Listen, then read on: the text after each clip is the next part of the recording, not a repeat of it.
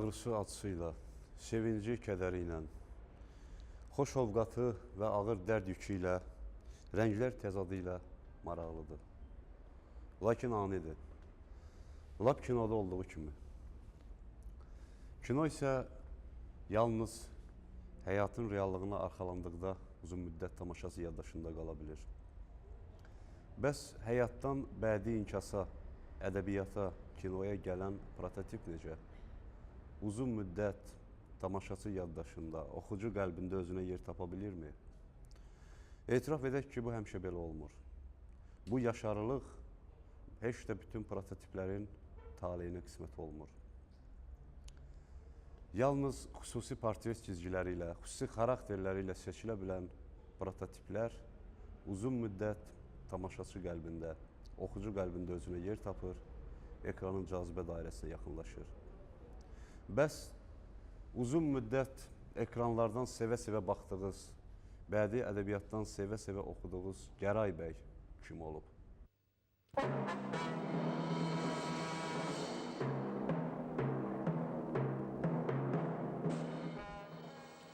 Səməd Vurğunun yaratdığı obrazlar konkret tarixi şəxsiyyətlərdən qaynaqlanıb.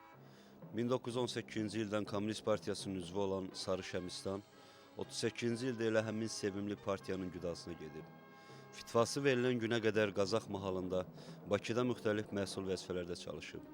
Ömürgün yoldaşı Pəri xanım Səməd Vurğunun əmisi qızı olub. Mirpaşa son illərə qədər yaşayıb. Allahsızlıq biletini daşımağı da, məscidə it bağlamağı da real hadisə olub. Və bütün bunları o ömrünün son günlərində etiraf edib. Əsərin əsas obrazlarından biri, o dövrün komsomolçularına örnək olan Cəlalda isə Mehtixan Vəkilovun taleyindən fraqmentlər və xarakterindən cizgilər toplanıb. Mehtixan müəllimin Humaya sevgisinin də həqiqət olduğu etiraf edilib. Çalpabaq Kərəm isə 70-ci illərə qədər yaşayıb. Nəhayət, Komsomol poemasının və 7 oğul istərən filminin əsas obrazlarına olan Gəray bəy, Vəkilov, keşməkeşli ömür yaşayıb və 1952-ci ildə dünyasını dəyişib. Səməd Vurğunun Komsomol poemasının bu qədər sevilməsinin, poema əsasında çəkilən filmin bu qədər ürəklərə həkk olunmasının bir səbəbini mən onda görürəm ki, orada uydurma heç nə yoxdur. Orada həyatdan alınmış faktlar var, həyatda real yaşamış insanlar var, bu insanların taleləri var və Səməd Vurğun dühasının, Səməd Vurğun qələminin vasitəsilə onlar ədəbiyyata gəliblər. Və mən bu Komsomol poeması haqqında 60-70-ci illərdən üzü bəri nə qədər, nələr yazılıb, hamısını demək olar oxumuşam və onu bilirəm ki, Komsomol poemasındakı bütün surətlər həyatda yaşayıblar, real adamlardılar. Onların hamısının real prototipləri var. Səməd Vurğunun mənsub olduğu nəsildə Gəray bəy adını daşıyan adamlar çox olub. Hələ 19-cu əsrdə də olub, 20-ci əsrdə də olub, indi də var. Gəray bəy adını daşıyan indi də var. Yəni bu ad onlarda ənənəvi qoyulan adlardan biridir. Bir neçə dəfə qoyulub. O cümlədən həmən dövrdə, bəli, Polkovnik Abbasqulu bəyin oğlu Polkovnik Gəray bəy adlı belə bir şəxs yaşayıb Səməd Vurğunun dövründə və Səməd Vurğun da onu şəxsən tanıyıb həmən adamı. Bu adam 1884-cü ildə anadan olub, Qarısda anadan olub, hərbçi ailəsində anadan olub, sonra kadet korpusunu qutarıb Tiflisdə və Rus-Yapon müharibəsinin iştirakçısı olub. Nijegorod Dragun alayının tərkibində. Müharibədən qayıtdıqdan sonra artıq o polis orqanlarında işə keçib. 1904-12-ci ildə Bakı polis idarəsində çalışıb. O zaman o Bakı Qradonaçalniki Martınovun, məşhur Martınovun yaxın dostu olub. 12-14-cü illərdə o Cavanşir qəzasına polis orqanlarına dəyişdirilib və orada o Yevlax nahiyəsində, eyni zamanda Cavanşir qəzasının mərkəzi Tərtər şəhəri idi. Ən çətin bölgəsi olan dağlıq bölgə, indi Kəlbəcər rayonu olan bölgədə o polis rəisi işləyib və o zaman o qaçaq quldurlara qarşı mübarizə aparıb. Çox qətiyyətli, qoçaq, mərd bir adam olub. Sonra 14-cü ildə o Tiflis quberniyasının sığınaq qəzasına eyni işə dəyişdirilib. Bir il orada çalışıb. 1914-17-ci ildə artıq Tiflisdə polis orqanlarında çalışıb. 18-ci ildə Azərbaycan istiqlalına qovuşanda o Azərbaycan silahlı qüvvələrinin tərkibində xidmətə qəbul olunub. Onun rütbəsi olub o zaman Podporuçik Xorunji. Orada ona çox tezliklə ştabs kapitan rütbəsi verilib. Sonra podpolkovnik rütbəsi verilib və o rütbə karyerasına çox tez sürətlə irəliləyib. Artıq 20-ci ildə o polkovnik idi. Sonra o general Əlağa Şıxlinskinin təşəbbüsü ilə kadet korpusunun yaradılması məsələsi ortaya çıxanda bu iş məhz bu məsələni daha yaxşı bilən Gəray bəy Vəkilova həvalə olunub. O bu işi qurub, yaradıb və o mən deyərəm ki, Milli Kadet Korpusunun qurucularından biri olub. Və o orada çalışıb. O 24-cü ildə onu ordudan tərxis ediblər. 24-cü ildə artıq 23-24-cü illərdə Azərbaycan silahlı qüvvələrində milli zabit kadrlarını kütləvi surətdə tərxis etməyə başlamışdılar. Onları rus və qeyri-milliyyətdən olan zabitlərlə əvəz edirdilər.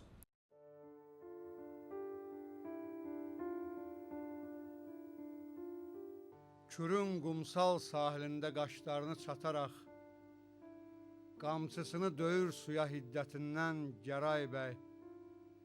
3 aylık ormanların arasında yataraq, əl üzmüşdür vətənindən, millətindən Gəray bəy. Qamçısını döyür suya hiddətindən Gəray bəy.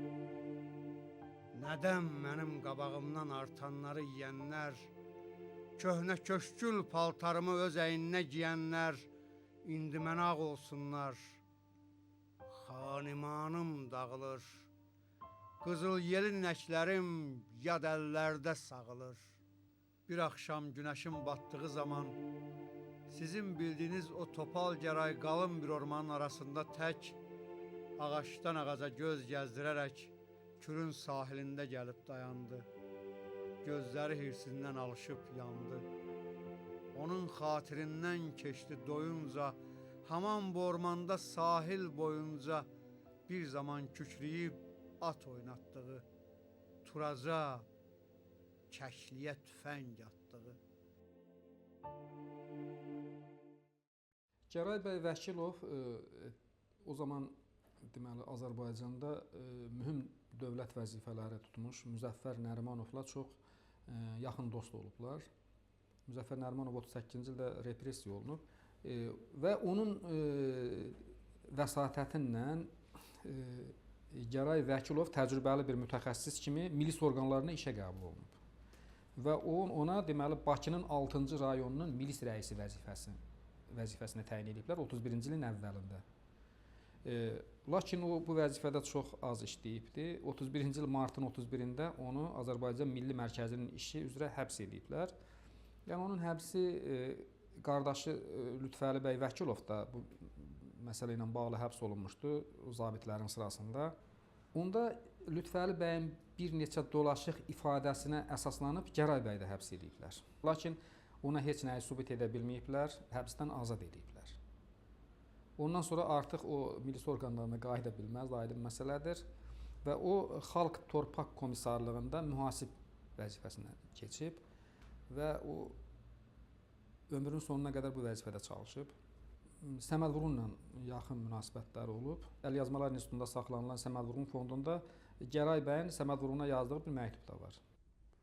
Zaman-zaman sevgilər bəslədiyimiz, ideallara çevirdiyimiz tarixi şəxsiyyətlərin, qəhrəmanların bədii ədəbiyyatda, kinoda Natamam obrazını görəndə ovqatımız təlx olub. Çünki heç də həmişə prototiplərlə obrazlar arasında münasibət bir mənalı hamar olmur. Unutmaq lazım deyil ki, obrazlar prototiplərin heç də bütünlüklə əksi deyil. Yazıcı prototipdən götürdüyü hər hansı bir detalla, onun həyatından verdiyi hər hansı bir xırda epizodla bəzən özünün qurduğu, özünün yaratdığı bir əsəri başlayır. Və təbii ki, bu baxımdan haqqında söhbət açdığımız Gəray bəy obrazı da istisna deyil.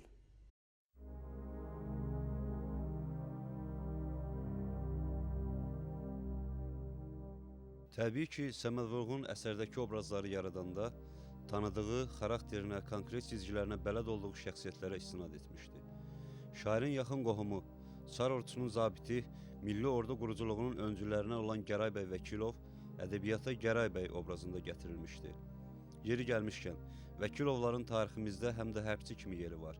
Kökü Gəray bəy Vəkilovun atası Abbasqulu bəy Vəkilovdan qaynaqlanan hərb salnaməsində Lütfəli və Gəray Vəkilovlar, General İbrahim ağa Vəkilov, Polkovnik Əsəd ağa Vəkilov, Nəsib ağa Vəkilov, Əsəd ağanın oğlu Bahadır bəy Vəkilov, Mustafa bəy Vəkilov, Podporuçik Sadıq ağa Vəkilov da bitir. Daşıdıqları bəy titulunun ağrısı KKB zindanlarının yaddaşında, bir də istintaq materialı kimi saxlanan sənədlərdə qalır. Vəkilovların dosyesi bununla bitmir. Bu dosyenin ardını Behbudovların həyat yolu tamamlayır. Vəkilovlarla Behbudovların ömür xətti 19-cu əsrin sonlarında kəsişir. Gəray bəyin bacısı Firuzə xanım, Behbudalı bəyin oğlu, dövrün görkəmli xanəndəsi Məcid Behbudova qoşulub qaçıb. Araşdırmalara görə Səməd Vurğun müxtəlif xarakterli, bir-birinin əksi olan iki obrazı Gəray bəydə birləşdirib. Ötkəmliyi, məğrurluğu, rəiyyətlə kəskin rəftarı ilə Qazaq mahalında ad çıxaran mülkədar Mədət bəy Alinaqovla, şairin yaxın qohumu, Polkovnik Gəray bəy Vəkilovun xarakter cizgilərini birləşdirib, Gəray bəy obrazında Milli Kişilik Kodeksi yaratdı. Bu da heç şübhəsiz ədəbi tənqidin nəzərindən yayınmadı. Müəllifin quruluş lehinə vəsfindən fərqli, içindəki bəyliyi gizlədə bilməməsi açıq-aydın özünü büruzə verirdi. Hədələr, tənqid və təhqirlər Milli Təhlükəsizlik Nazirliyinin arxivində Mədinə xanım Qiyasbəylinin şəxsi işindədir. Hacı Kərim Sanlının bu işə tikilən ifadəsinə tədqiqatçılar da rast gəlib. Elə bu təzyiqlərin nəticəsində müəllif poemanı yarımçıq saxladı. İkinci dəfə poemaya qayıdan Səməd Vurğun bu dəfə qəlbindəki hissləri, duyğuları istədiyi kimi poemaya köçürə bilməmişdi. İllər keçəndən sonra böyük şairin Gəray bəyə gizli sevgisini 7 oğul istərəm filmində Yusif Səmədoğlu ilə görkəmli kino rejissor Tofiq Tağzadə üzə çıxardılar. Əsərin ilkin variantlarında Gəray bəyin adı başqadır. Sonralar nəsə də Gəray bəy adı üzərində dayanıb Səməd Vurğun. Əvvəlcə Sultan bəy olub, başqa adlar fikirləşib. Gəray bəyin müsbət obraz olduğu hələ 30-cu illərdə Səməd Vurğunun əleyhidarları, bədxahları tərəfindən duyulmuşdu və ona edilən hücumlarda bunu hallandırmağa çalışırdılar. Və bəlkə də Səməd Vurğunun o zaman bu əsəri yarımçıq qoymasının bir səbəblərindən biri də o olmuşdu. Ola bilər ki, olmuşdu, mənim ehtimalımdır. Lakin sonralar münasibət yaddan, bu hadisələr yaddan çıxandan sonra bir də həmən əsərin üzərinə qayıtmışdır və ondan əlavə fəsillərini yazmışdır. Və o əsərdə Gəray bəyi öldürür. Gəray bəyi öldürür. Amma məsələn, mən Mehdiqan müəllimin bir yazısını oxumuşdum qəzetdə. Ya onunla müsahibə idi. Orada o Gəray bəy obrazının prototip haqqında danışılarkən onun adını çəkmişdi. Mədət bəy adlı bir adamın şəxsin adını çəkmişdi. Mədət bəy Alinaqov adlı doğrudan da belə bir şəxs olub bu dövrdə. Bu adam olduqca maraqlı bir adam olub. Bu 1879-cu ildə anadan olub. Mədət bəy Cəfər ağa oğlu Alinaqov. O 18-ci ilə qədər o adi bir kənd mülkədarı olub. İmkanlı adam olub. 18-ci ildə maraqlıdır ki, yəni onun haqqında danışırlar ki, o ilk gəncliyindən çox aşağı bir təhsil olub, ibtidai bir təhsil olub, amma olduqca qətiyyətli, olduqca ötkəm, bəzən hətta qəddarlıq səviyyəsinə yüksələn belə bir adam olub, amma eyni zamanda olduqca qorxmaz, ölümün gözünün içinə baxan, silah işlətməkdən çəkinməyən, yəni hər adi bir şeydən ötürü silah işlətməkdən çəkinməyən bir adam olub. Və hətta olduqca vətənpərvər bir adam olub, yurtsevər bir insan olub o. 18-20-ci illərdə Mədət bəy Alinaqov milli hökumətin Qazaq qəzasında ki, dayaqlarından biri olub. Yəni belə bir qətiyyətli adam olub və çox maraqlıdır ki, 20-ci ildə milli hökumət yıxılanda, Azərbaycanda Sovet hakimiyyəti qurulanda və harasa mayın ortalarında Qazaq qəzasında da yeni hökumət qurulur və o zaman bir çox ağalar, bəylər, ziyalılar, yeni hökumət tanımaq istəməyən insanlar Gürcüstana mühacirət edirlər. Və sonra o qardaşı Hüseyn bəylə birlikdə Qarsa mühacirətə gediblər. 30-cu illərə qədər hardasa Qarsda yaşayıblar. Sovet hökuməti ilə Türkiyə arasında razılaşmaya görə Sovet hökumətinə düşmən ünsürlərin hamısını Türkiyə hökuməti sərhəddən ölkənin içərilərinə köçürməyə məcbur olur və o zaman Mədəd bəy Alinaqov da ailəsi, qardaşı və digər yaxın adamlarıyla bir yerdə Amasya şəhərində məskunlaşırlar. Mədəd bəy Alinaqov 49-cu ildə öz əcəli ilə dünyadan köçüb. 20-ci illərdə burada Gəray bəy obrazının prototipi dediyimiz Mədəd bəy görünür. Çünki ondan başqa həmən dövrdə bu komsomolların necə deyərlər, sonrakı dövrlərdə artıq nizami ordu hissələri üsyançı hərəkatla vuruşurdu. O zaman isə yəni komsomollar, kommunistlər, müəyyən qrup adamlar bunlara qarşı müqavimət, bunları yatırtmağa çalışırdılar. Bu yəni Gəray bəyin bir sıra cizgiləri, bəli, Mədəd bəyin bir sıra cizgiləri Gəray bəydə var. Bu dəqiqdir. Amma Səmədoğlu onun adını Gəray bəy qoyubdu. Niyə Gəray bəy qoyub, mən onu deyə bilmərəm. Neçə nəfərdilər? 7. 7. Bir də görüm kimlərdir? Başçıları Baxtiyardır, Sarı Şəmistanın sağ əli. İkisi şəhər uşadı, Qasımla Qəzənfər. Sonra Zalımoğlu Laçın tərəfdən. Şahsu var, o heç. Diril əvvəldən vərəmi varmış, indi də halı xarabdır. Aralarında bir də var Mir Paşa. Hardan olduğunu bilmirəm, ancaq Filizdən Gəncəyə kimi qazamatlarda ad qoyub. Bir də ki Cəlal. Dələd olsun. Haram olsun ona Şəkər bəyin çörəyi. Məndən olsaydı birinci eli onu oradan götürərdi. Tələsmə Kizir, tələsmə. Bilmək olmaz bu dünyanın işlərini. Heç bilmək olmaz. Deyirsən ki, Bəxtiyar Sarı Şəmistanın sağalıdır. Cəlal da Bəxtiyarın. Qoy olsun Kizir. Qoy meyidlərini bastırsınlar. İndiki öz ayaqları ilə gəliblər qəbristanlığa, daha əziyyət çəkib geri qayıtmasınlar. Hayıf ki, cavandılar. Azərbaycan xalqının başına gətirilən faciə, həmən mentaliteti qoruyub saxlamaq baxımından başına gətirilən faciə, yəni bəylərinin, xanlarının, ağalarının bu ya digər dərəcədə həmişə təzyiqə, fiziki məhvə məruz qalması Səməd Vurğun həmişə fikirləşdirilmiş. Təsadüf deyil ki, Çar Rusiyası Azərbaycanı işğal edəndə birinci məhz həmən mentalitetin qoruyucuları olan xanları, bəyləri, ağaları məhv edilmişdi. Buna görə də Səməd Vurğun deməli, Komsomol poemasını yazanda burada onu ən çox məşğul edən məsələlərdən biri də məhz həmən bu Gəray bəy obrazı idi ki, burada mən Gəray bəyə iki tərəfli baxardım. Yalnız yəni sadəcə olaraq bir tərəfdən mentalitetin qoruyucusu kimi, ikinci bir tərəfdən o dövrdəki bizim milli yaddaşımızı keçmişdən məhrum eləmək istəyirdilər və bizdə ağlara, bəylərə, xanlara qarşı patoloji, kör-körənə bir nifrət yaratmaq istəyirdilər və bu nifrətin içərisindən birdən-birə bu obraz hardasa işıq kimi süzüldü və bizi yenidən keçmişimizin böyük, ulu olduğunu inamımızı bir daha özümüzə qaytardı. Yəni bu inam bizdə var idi, Səməd Vurğun bunu bir daha qaytardı. Gəray bəy obrazı haqqında bir mənalı şəkildə klassik Sovet ədəbiyyatşünaslığında olan fikri demək olmaz. Yəni bu müsbət obrazdır, yəni mənfi obrazdır. Mənim nəzərimcə, mənim fikrimə görə Gəray bəy milli insandır. Yəni o kişilik kodeksi ki var, bəylik kodeksi var ki, onu yaşadan bir insandır. Bəzən o istədiyi ömrü yox, lazım gələn ömrü yaşayırdı ki, məhz həmən o kodeksi qoruyub saxlamaq naminə. Çünki ona bayaq dediyim kimi mentalitetin qoruyucularını həm də üzvlər olan adamlardı. Ona baxıb mentaliteti ona uyğunlaşdırmaq bir vərdiş halında cəmiyyətdə həmişə qalmaqdadır. Buna görə də Gəray bəy obrazını Səməd Vurğun məhz bu baxımdan tragik bir obraz kimi götürür. Gəray bəy obrazında real prototipi var, özü də bu Səməd Vurğun qohumlarındandır. Amma vaxtilə İsa Hüseynovdan, İsa Muğanlıdan soruşurdular ki, sən nə üçün, Mehdi Hüseyin soruşurdu ki, sən nə üçün öz o çirkində atandan yazımsan? O deyirdi ki, mən atamı yaxşı tanıyıram.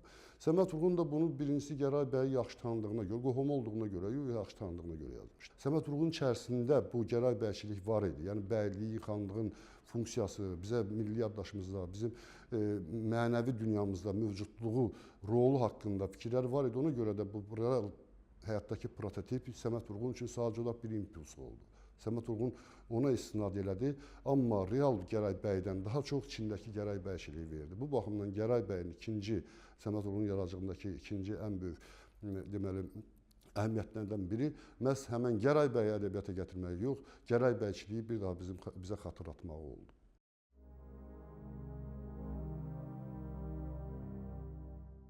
Gəray bəy qızını salır yadına. Gözündə rəqs edir onun heykəli. Yanında samavar, çay tökürəli. Keçir xatırından cahu cəlalı. Sürüsü, ilxısı, naxırı, malı.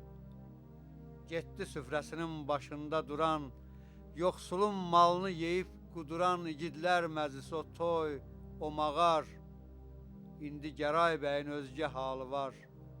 O dövran, o büsat çıxmış əlindən, taleyin, qismətin gəlha-gəlindən o indi uzaq.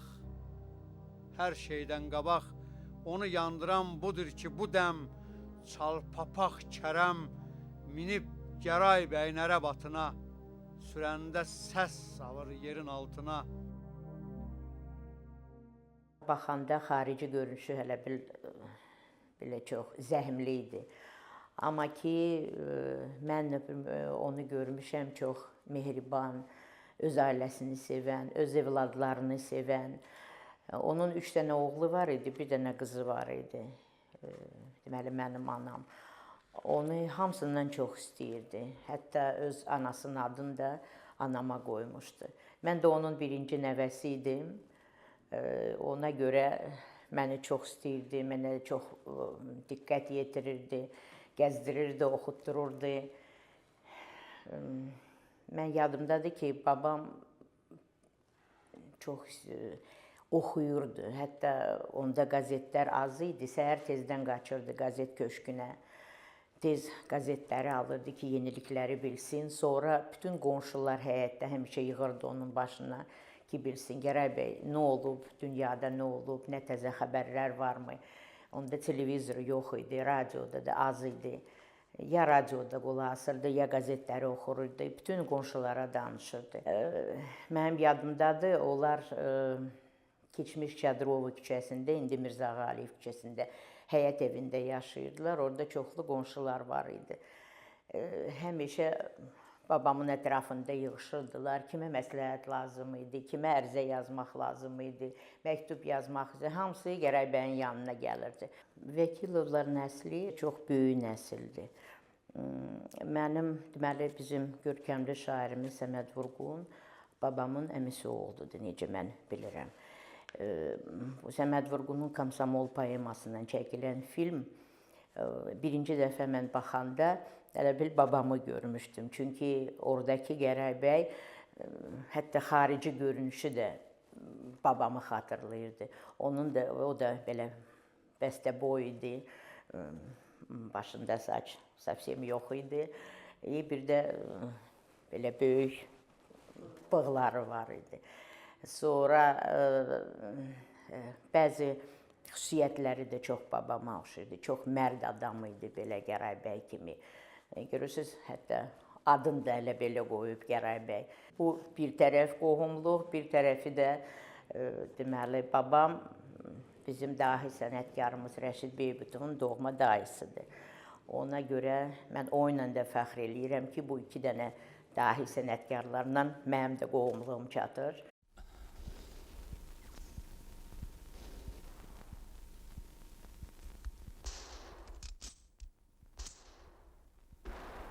Umay! Umay! Umay! Umay!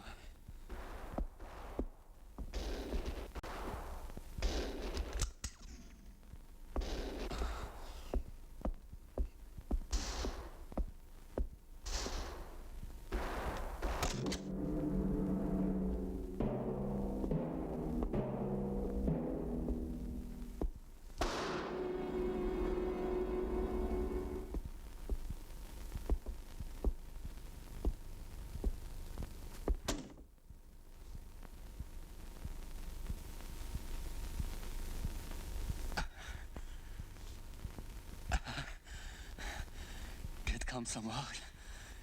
Get. Sarı Şəmistana de ki, öldürdüm Gəray bəy. Qanına qəltan elədim.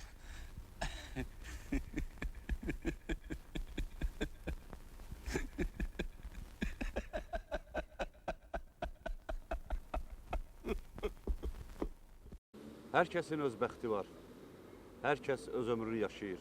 Sevinci, kədəri, çeşidli duyğuları ilə bərabər. Ədəbi prototiplərin də öz taleyi var. Onlar tamaşaçı, oxucu qəlbində yaddaşları hopurlar. İnsanın alın yazısı olduğu kimi, insanın ömür dolanbazlarında müxtəlif yaşantıları olduğu kimi, ədəbi prototiplərin də uğurlu, uğursuz ədəbi taleyi var. Bugün sizlərə yaxşı tanış olan Səməd Vurğunun Komsomol poemasından və 7 Oğul İstərəm filmindəki məşhur Gəray bəy obrazı ilə müəyyən nüansları araşdırmağa çalışdıq. Bəs Gəray bəy prototipi real həyatda öz ömrünü başa vurmuş Gəray bəy Vəkilovdan nə götürüb? Bunu kino tədqiqatların, kino kadrların, araşdırıcıların, ədəbiyyatçıların köməyi ilə araşdırmağa çalışdıq. Təbii ki, zaman ötdükcə ədəbiyyata, insanlara, çağdaş ədəbi prosesə münasibət də dəyişir. Və nəzərə alsaq ki, son illərdə bir sıra ictimai, siyasi çalarlar müxtəlif rənglərdə olub, təbii ki, Gəray bəy obrazına münasibətlər də bir mənalı olmayıb. Bu baxımdan Gəray bəyə qarşı münasibət 5 il, 10 il, 15 il bundan qabaq müxtəlif şəkillərdə olub. Və biz bu gün araşdırmalardan sonra əgər hər hansı bir tamaşaçının qəlbində Gəray bəyə qarşı bir çözələmə münasibəti, bir araşdırma münasibəti yarada bildiksə, deməli, yaradıcı qrup öz məqsədinə nail oldu.